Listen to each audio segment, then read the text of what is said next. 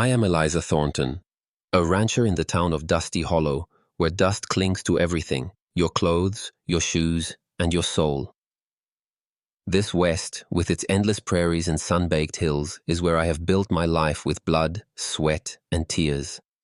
My ranch, with its sturdy wooden fences and healthy cattle, is a testament to the dream my late husband, Samuel, and I once shared.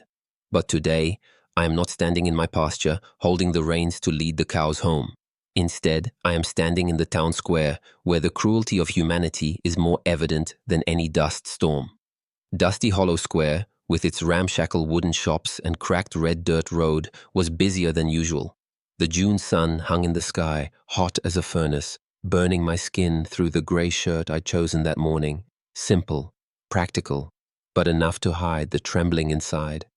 I stood there, in the crowd, feeling like a herded bull, waiting for the knife of fate. But I hadn't come here to be judged.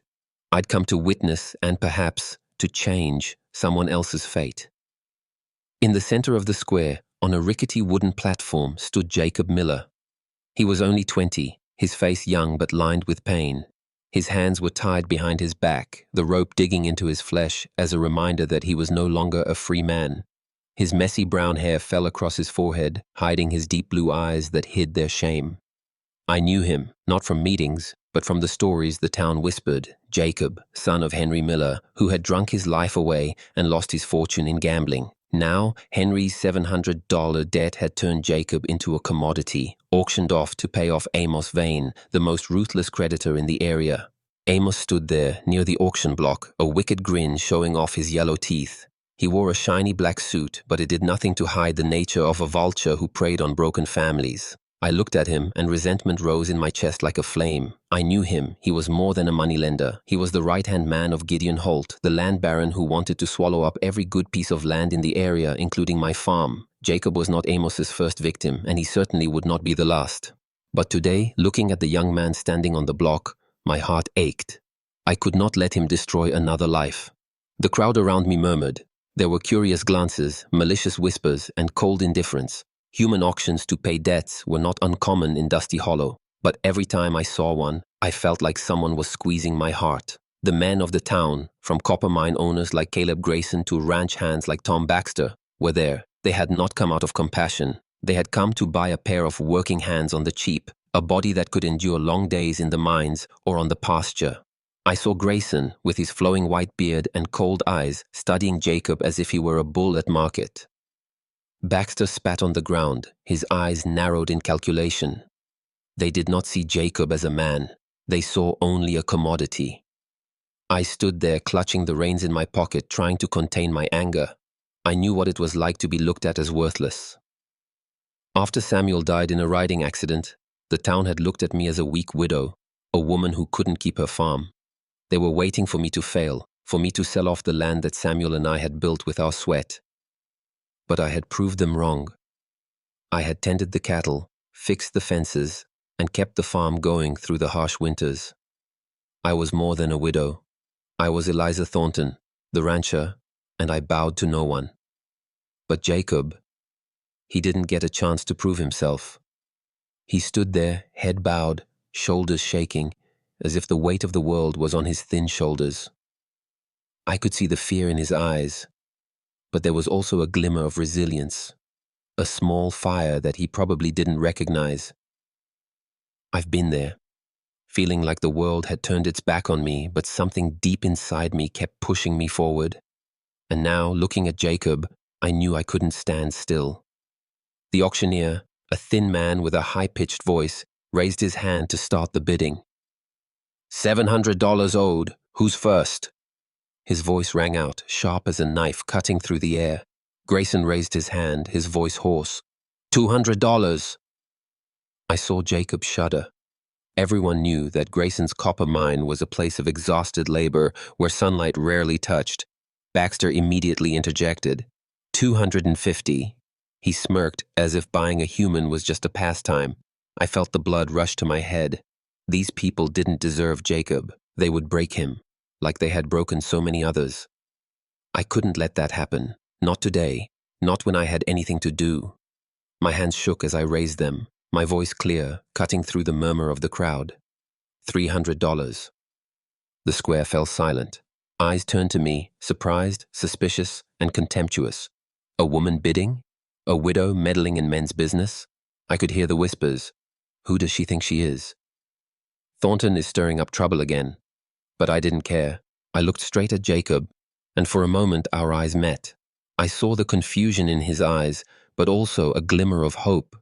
He didn't know who I was, didn't know why I was doing this, but I did. I was giving him a chance, something no one had given me when I'd lost everything. 400, Grayson roared, glaring at me as if to threaten me into retreat. But I was not one to be cowed.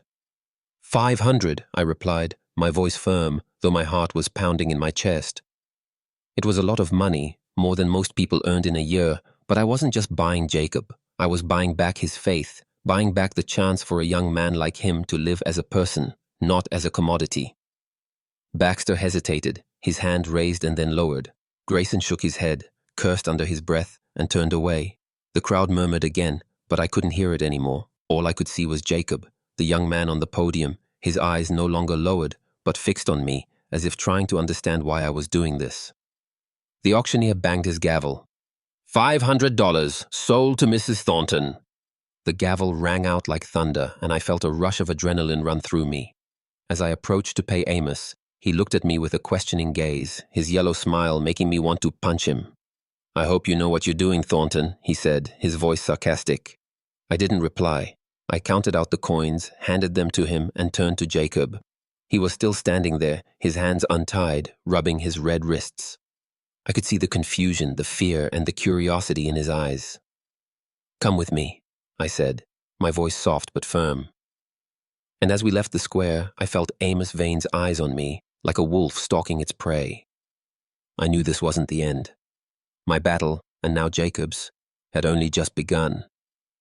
I'm Eliza Thornton, and the dust of Dusty Hollow still clings to my boots as I lead Jacob Miller away from the auction block, the weight of what I've just done settling into my bones.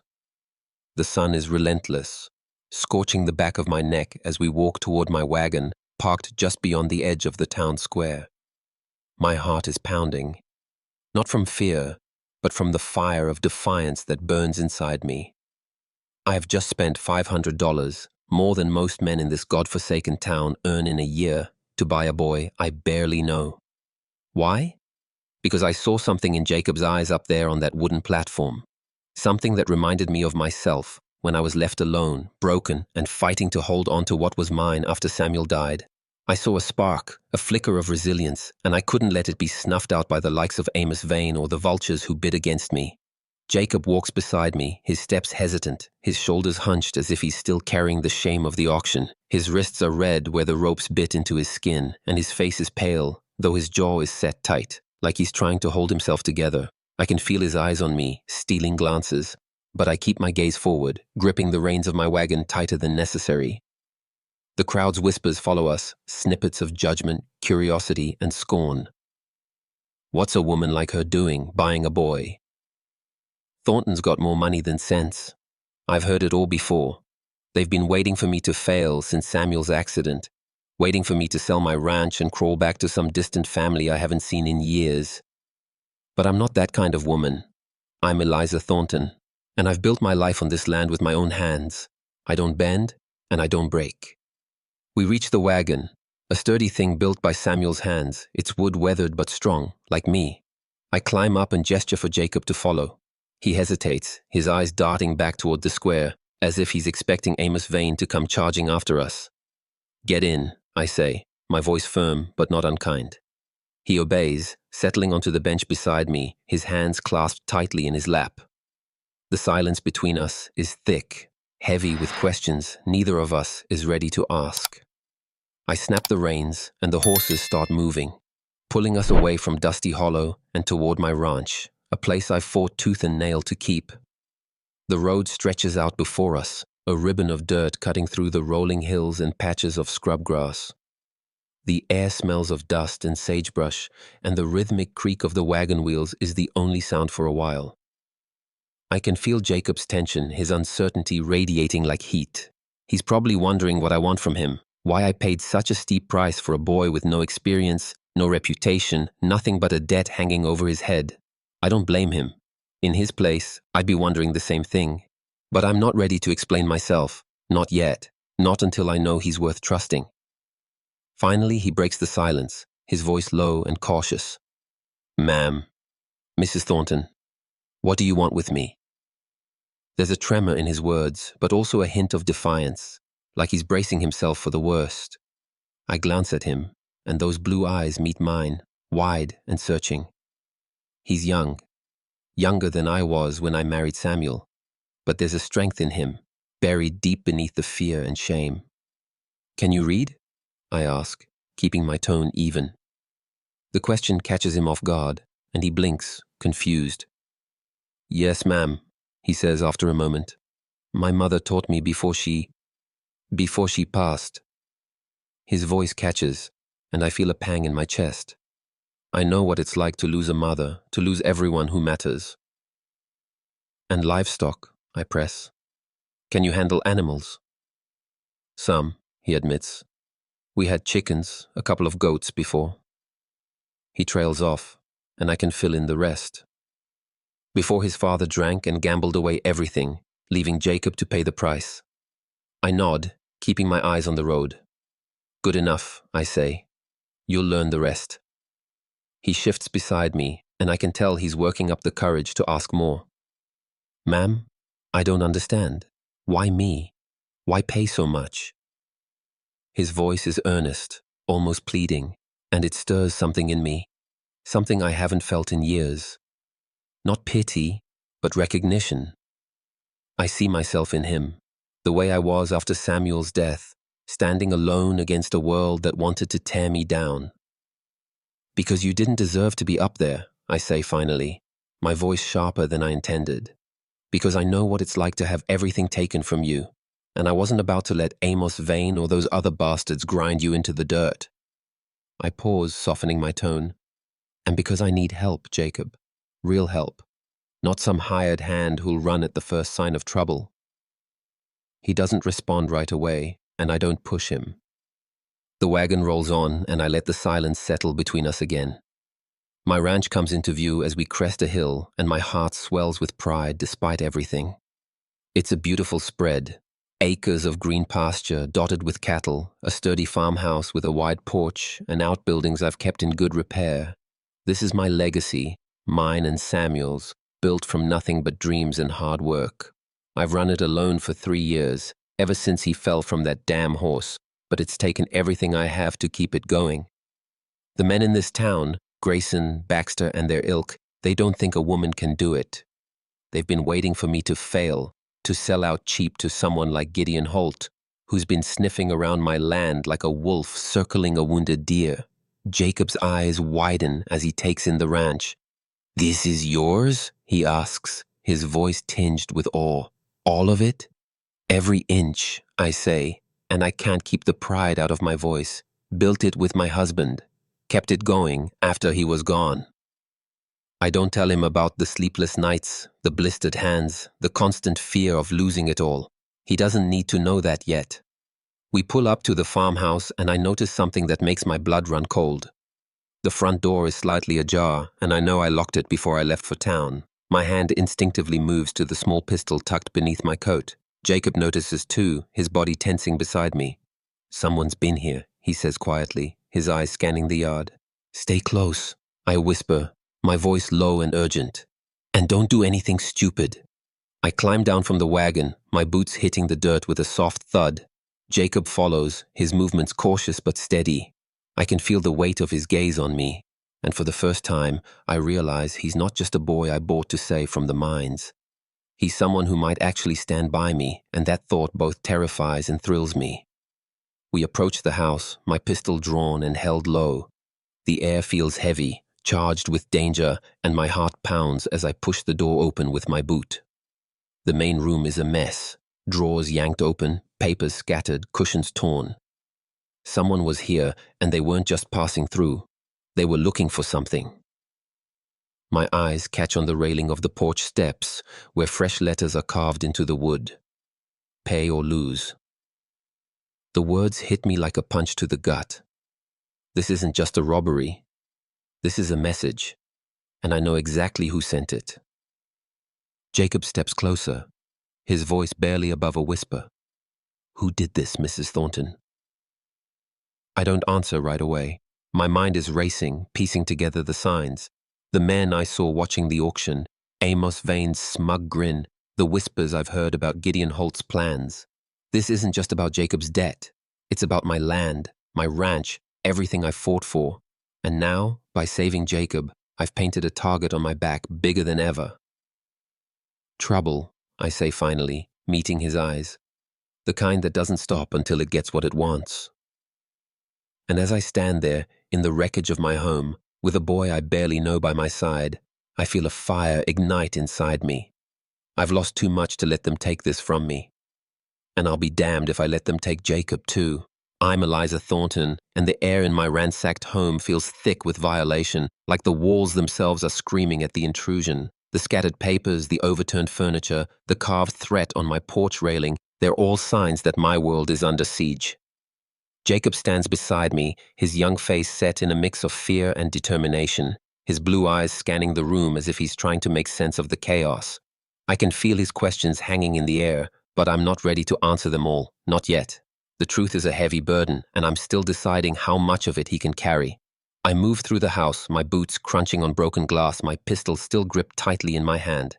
Jacob follows, silent but alert, his presence a strange comfort in this moment of violation.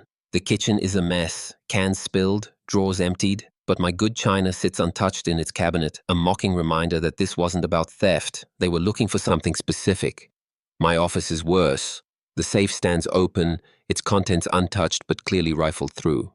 Land deeds, financial records, anything that could prove my claim to this ranch, they wanted it all, and the message carved outside tells me they'll be back. Jacob bends to pick up a fallen book, but I grab his wrist, my touch sharper than I mean it to be. Don't, I say, my voice low. We need to know what they were after before we touch anything. His eyes meet mine, and for a moment, I see something that unsettles me. Not fear, but concern. For me.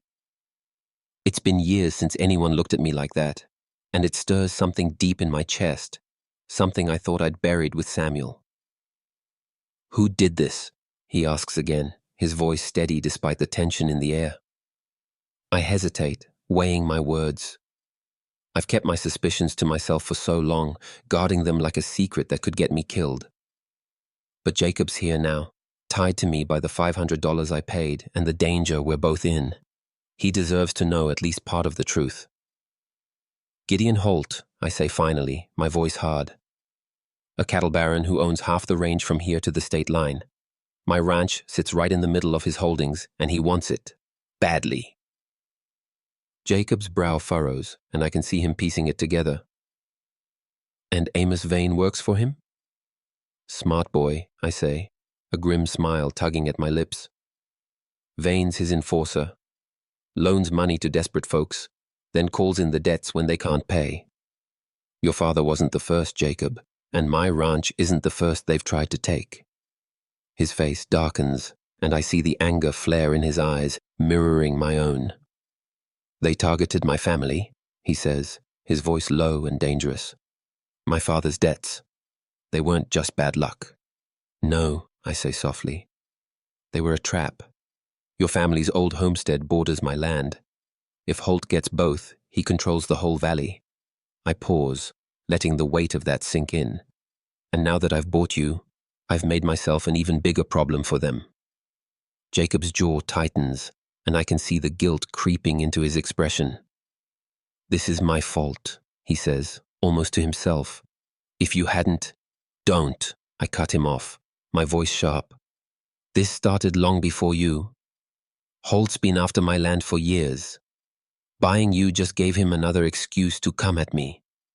I don't tell him the rest. That I saw something in him on that auction block. Something that made me believe he could be more than a victim. Something that made me want to fight for him, the way I've been fighting for myself. We move to the porch where the carved words pay or lose seem to pulse with menace. I can feel Jacob's eyes on me, waiting for me to decide what comes next. But before I can speak, a sound catches my attention. The faint thud of hoofbeats in the distance. My heart lurches, and I grab Jacob's arm, pulling him back inside. "Get down," I whisper, my voice urgent. We crouch behind the door, my pistol ready as the sound grows closer. Through the window, I see them. 3 men on horseback, the same ones I noticed watching the auction. They're not here to talk. They're here to finish what they started. "Stay here," I tell Jacob, but he shakes his head, his eyes fierce. "I'm not leaving you," he says, and there's a strength in his voice that surprises me. He's not the scared boy from the auction anymore. He's something more, and it makes my chest ache in a way I haven't felt since Samuel. I hand him a rifle from the rack by the door. "Can you shoot?" "My father taught me," he says, his hand steady as he takes the weapon. "I'm no sharpshooter, but I can hit what I aim at." "Good," I say, checking my own rifle. "Because they're not here to negotiate." The men dismount, their voices carrying through the evening air. "Thornton," one of them calls, his voice rough and commanding. "Come out, woman, or we'll burn this place to the ground." I recognize him. Buck Ramsey, Holt's foreman, a man who'd rather kill than talk. My blood boils at the sound of his voice, but I force myself to stay calm. I've been preparing for this moment for months, maybe years. I've known Holt would come for me eventually, and now he's here, using Jacob as an excuse to escalate his war. I glance at Jacob, and his eyes meet mine, steady and unafraid. "What's the plan?" he asks, and I realize he's not just following me, he's with me, ready to fight. It's a strange feeling, having someone by my side again, someone who doesn't see me as a weak widow, but as a partner. "We hold them off," I say, my voice low, "and we get out alive." But even as I say it, I know it won't be that simple. Ramsey's men are armed, and they're not the kind to leave witnesses. My ranch, my home, everything I've built, it's all at stake. And now, so is Jacob's life. I'm Eliza Thornton, and my world is burning. The flames lick at the walls of my farmhouse, the home Samuel and I built with our bare hands, the place where we dreamed of a future that never came. The air is thick with smoke, stinging my eyes and choking my lungs, but I can't stop moving. Jacob is beside me, his face streaked with soot, his rifle clutched tightly in his hands. We're on the roof now, the only place we could escape to as Buck Ramsey's men set torch to everything I've fought for. The barn is already gone, the terrified screams of my horses haunting me as the fire consumes them. My heart is breaking, but I can't let it show. Not now, not when we're fighting for our lives. Jacob's eyes are wide, but there's no panic in them, only a fierce determination that mirrors my own.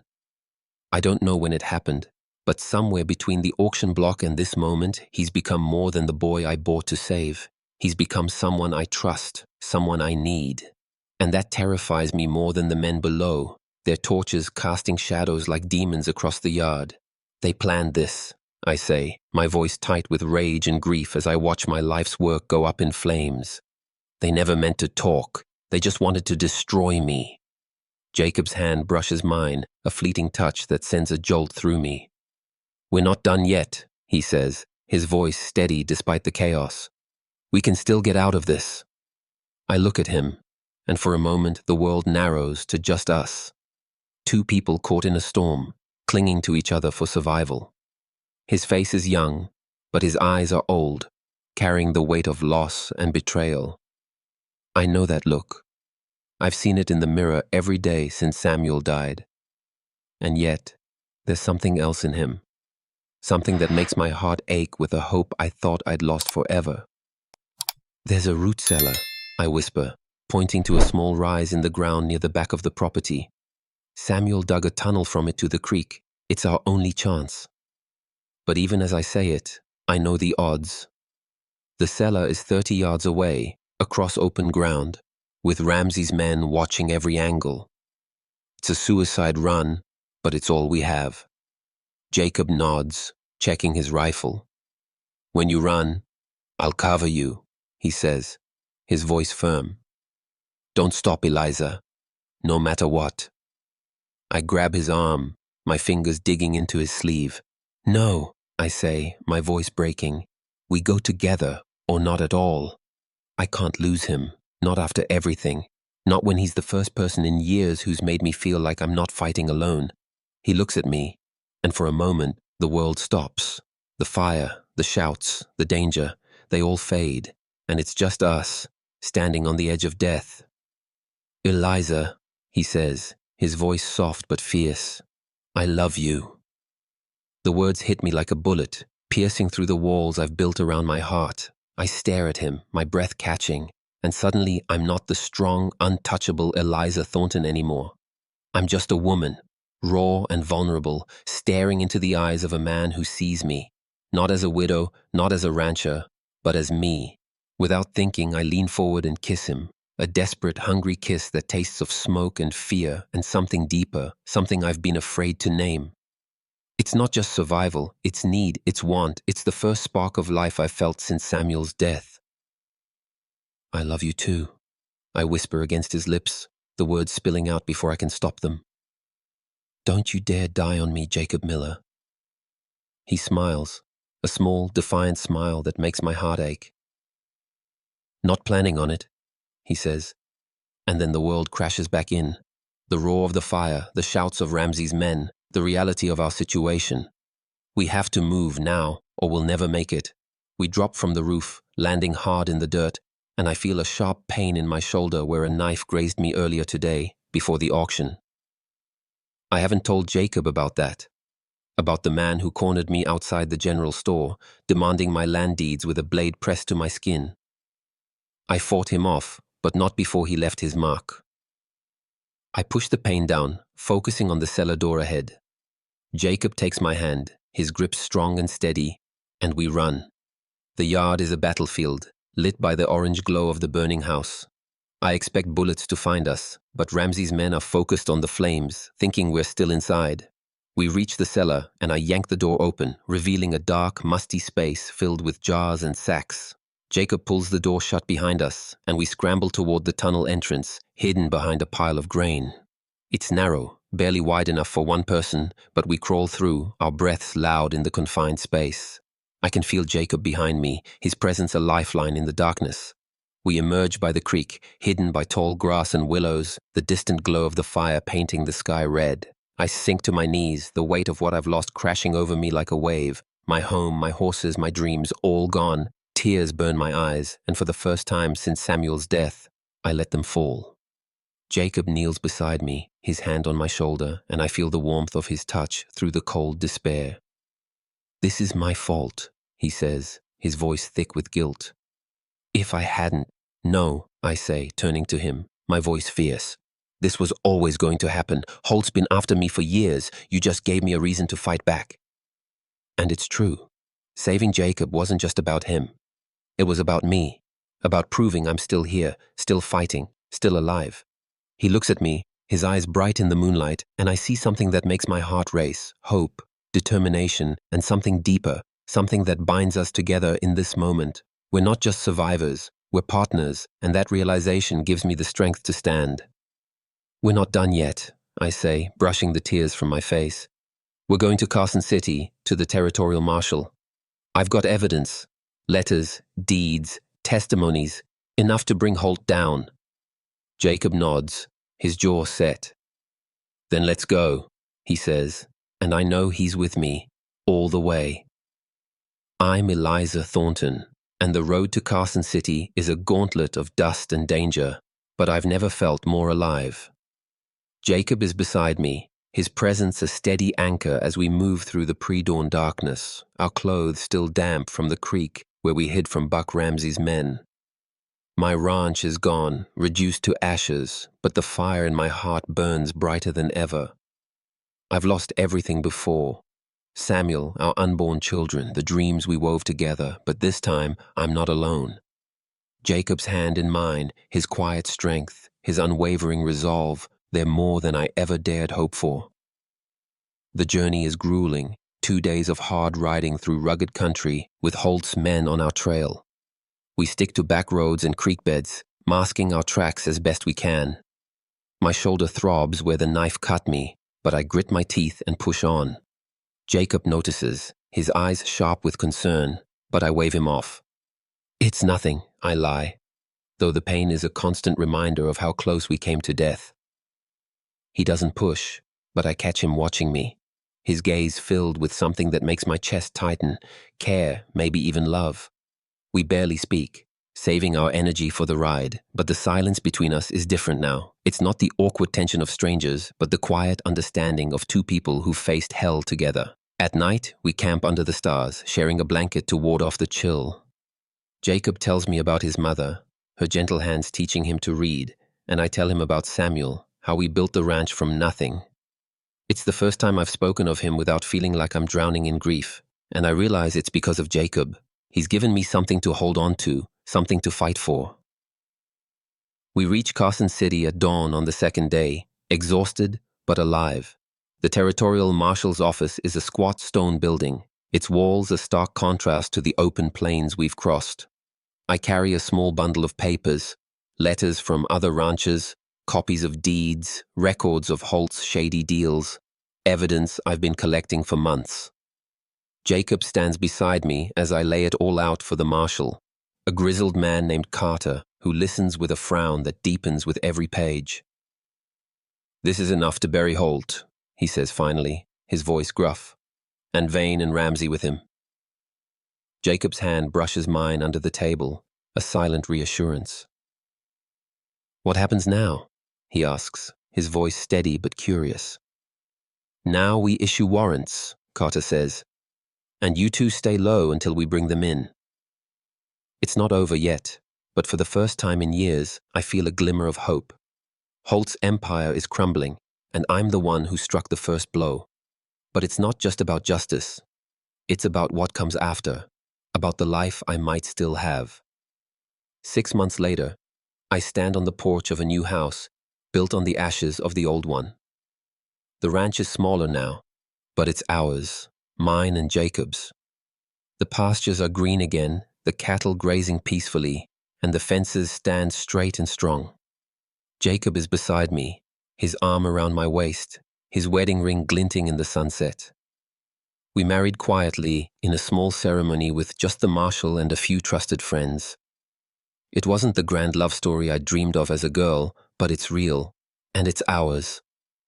I lean against him, my head resting on his shoulder, and I think about the boy I saw on that auction block, scared and ashamed, and the man he's become.